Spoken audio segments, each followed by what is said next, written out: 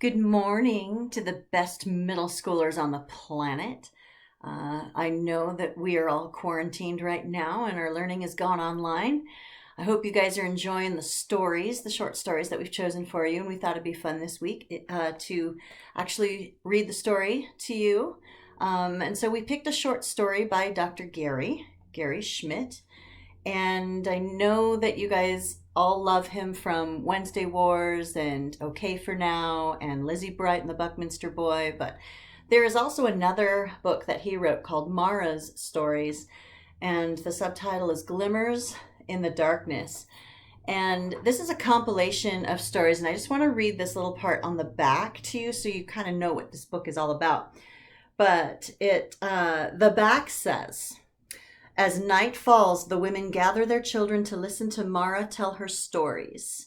They are stories of light and hope and freedom, stories of despair and stories of miracles, stories of expected pain and stories of unexpected joy. All told in the darkness of the concentration camp barracks. Through extensive research noted in the back of the book, Newbery Honor author Gary Schmidt has skillfully woven together stories from religious scholars, Holocaust survivors, and folklorists. Combining lore of the past with tales born in the concentration camps, Mara's stories speak to us from a time that must never be forgotten. So really, Dr. Gary has done a lot of research. This is a great book. It's one of my favorite books of his, and I know that I'm like a big major Dr. Gary fan, but in these we turned to these stories during this quarantine time because you know what? They're filled with hope. They're filled with hope. So if you can ever get a hold of this book, and no, you can't borrow mine because he signed it. You have to get your own.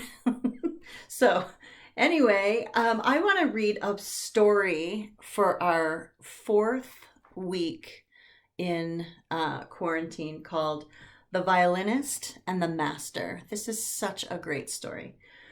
Here we go. In a camp in Poland, there once was a young violinist named Solek. He had been in the camp for 2 years, and in all that time he had never ceased practicing his music.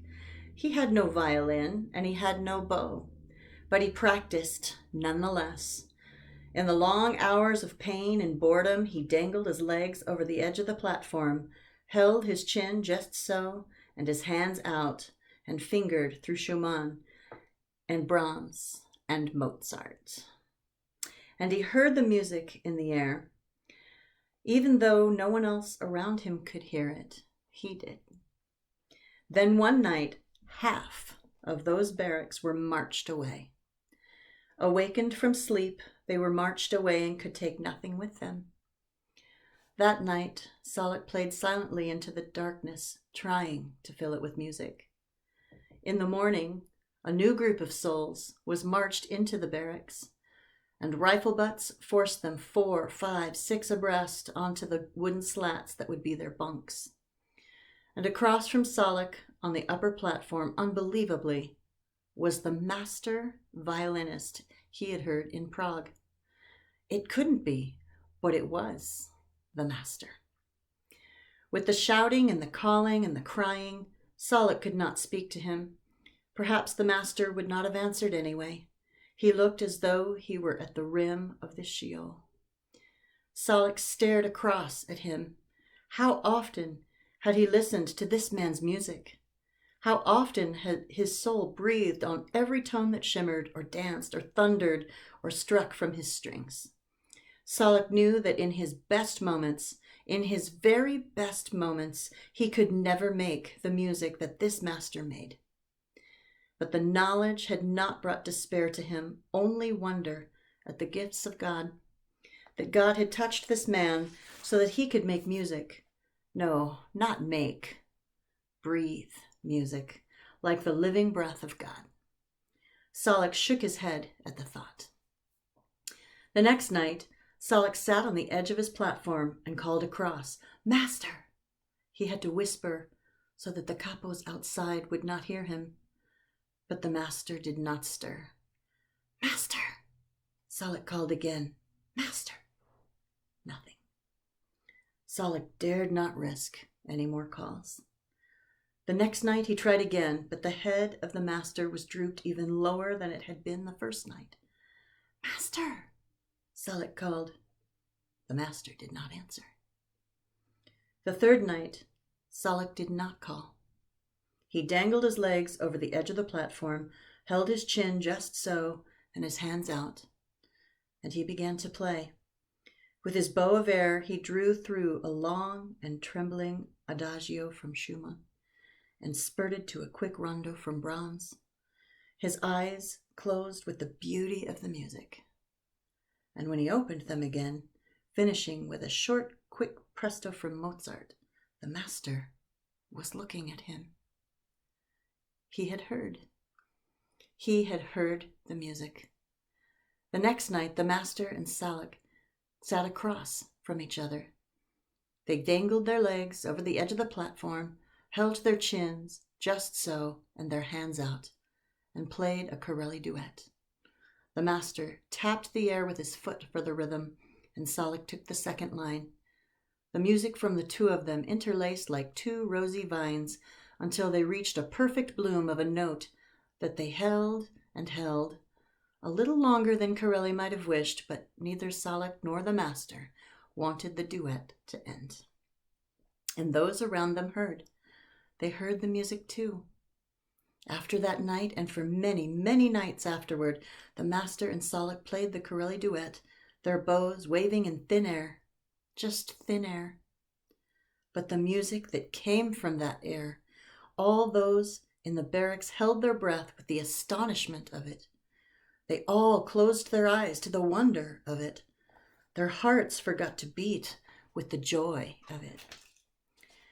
And always Solek heard the master's line louder and sweeter, the line of a musician touched by God. One night the guards burst into the barracks, bristling with flashlights and bayoneted rifles. The glare their lights threw down on the prisoners was like the glare of hell. One by one, the guards called the numbers, and the prisoners looked at their tattooed arms to see if theirs was the one called. The barrack filled with silent weeping as the dreadful march of numbers drummed on and on. And when the last number was called, Solek looked across at the master and saw that it was his. It was his. With a sigh, the master looked to heaven and then began to climb down from his platform. But Solek was quicker. He slid down first and stood beneath the master, looking at the hands that had held themselves just so to make such music. "Stay," he whispered. "Stay for the music. Stay for its joy." The master's eyes widened, but he shook his head. "Hold him," said Solek. And though the master struggled, hands grabbed him and pinned him to his bunk. Solek walked out of the barracks and into the cold night, his soul rising to heaven, if not higher. Someday the camp will be liberated and the master will survive. He will live for many years afterward and give many concerts. His music will breathe joy. His music will speak of hope and love and spring and summer, of children and home and peace, of all the good and joyful things in this old and tired world. And in all his concerts, he will end by playing a single line from the Corelli duet, a single lonely line that nevertheless will thrill with the sounds of happiness. And he will always weep, my children. He will always weep. From joy, his audience will think. From joy. I'm telling you, this book is filled with stories like that. Beautiful stories. So I hope that you enjoy that. And we wanted to record this for you so that you could watch it whenever you wanted. So good luck on all your work this week, and take some time for some self-care. We have built that in. So we will hope to see you very, very soon. We love you and we miss you.